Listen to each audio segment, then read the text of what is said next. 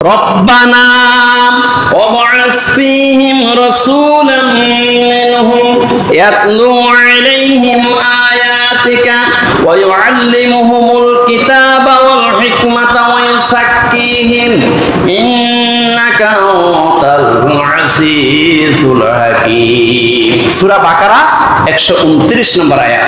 আল্লাহ রাব্বুল আলামিন বলতেছে যে আমার বন্ধু আমার খলিল ইব্রাহিম আলাইহিস সালাম এরপরে এই দোয়াটা করেছে। কি করেছে?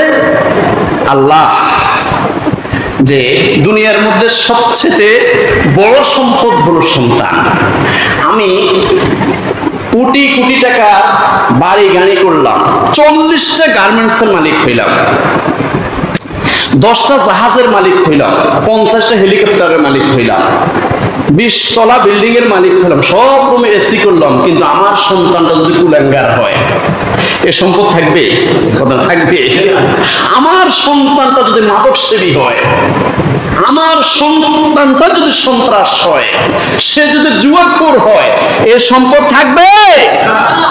তাহলে পৃথিবীর সবচেয়ে বড় সম্পদ হলো সন্তান। তাকেই যদি আপনি সম্পদ বানিয়ে দেন, আপনার 20টা বাড়ির দরকার নাই, 10টা গাড়ির দরকার নাই, আপনার এসি রুম বিশিষ্ট বিল্ডিং এর দরকার নাই, 20 খানি সম্পত্তির দরকার নাই। সন্তানটাকে যদি আপনি সম্পদে পরিণত করে যদি কবরে যাইতে পারেন, এই সন্তানের মাধ্যমে অসংখ্য সম্পদ এসে যাবে। সুবহানাল্লাহ। চিন্তা করেন, তাহলে সবচেয়ে বড় সম্পদ কি? সন্তান। এই সন্তানটাকেই যদি আপনি সম্পদে পরিণত করতে পারেন, আদব নেহাল শিক্ষা দিয়ে, উত্তম শিক্ষা দিয়ে, কোরআন হাদিস শিক্ষা দিয়ে, মা বাবার খেদমত কি জিনিস, ওস্তাদের সাথে কিভাবে ব্যবহার করতে হবে, সমাজে কিভাবে ভালো কাজ করতে হবে, এমন আদর্শ শিক্ষা দিয়ে যদি সন্তানটাকেই যদি উত্তম শিক্ষা দিতে পারেন, এটাই হলো সবচেয়ে বড় সম্পদ। এখন ইব্রাহিম আলাইহিস সালাম দোয়া করলেন এর পরের আয়াতে, রব্বানা ওয়াবআস ফীহিম রাসূলাম মিনহুম। আল্লাহ, আখিরি নবী মুহাম্মদ রাসূলুল্লাহ সাল্লাল্লাহু আলাইহি সাল্লাম তো আসবে, নিঃসন্দেহে আখিরি নবী মুহাম্মদ রাসূলুল্লাহ সাল্লাল্লাহু আলাইহি সাল্লাম আসবে। তবে আল্লাহ আমার সাথে আমার ছেলে ইসমাইল আলাইহিস সালাম আছে, এই ইসমাইল আলাইহিস সালামের বংশধরের মধ্যে, এই ইসমাইল আলাইহিস সালামের রক্তের ধারা, ইসমাইল আলাইহিস সালামের বংশ পরিক্রমায় আল্লাহ আখিরি নবী মুহাম্মদুর রাসূলুল্লাহ সাল্লাল্লাহু আলাইহি ওয়াসাল্লামকে আপনি এই পৃথিবীতে পাঠাবেন। সুবহানাল্লাহ।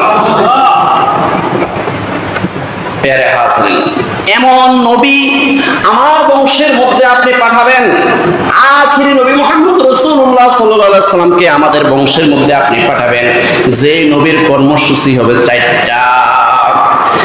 ইয়াতলু আলাইহিম আয়াতিকা, 1 নম্বর আপনার নিদর্শন সমূহ, আয়াত সমূহ মানুষের কাছে বর্ণনা করবেন।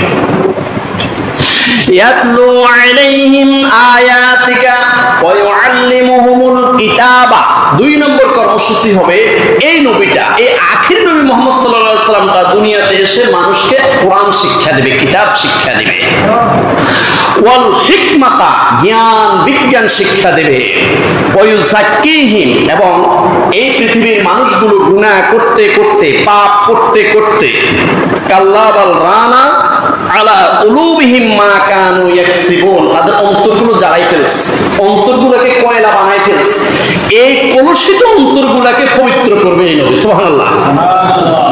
ওয়াইযাক্কিহিম, 4র্থ কর্মসূচি হলো এই পৃথিবীর মানুষগুলা গুনাহ করতে করতে তাদের অন্তরগুলোকে যে কলুষিত করে ফেলেছে, এই কলুষিত আত্মাগুলোকে এই নবী পবিত্র করবে। এই নবীকে আমাদের যুররিয়ত থেকে, আমাদের বংশের মধ্য থেকে আপনি পাঠাইবেন। সুবহানাল্লাহ। ইন্নাকা আনতাল আজিজুল হাকীম, নিশ্চয়ই আল্লাহ আপনি হলেন মহা পরাক্রমশালী, আপনি মহাবিজ্ঞানী।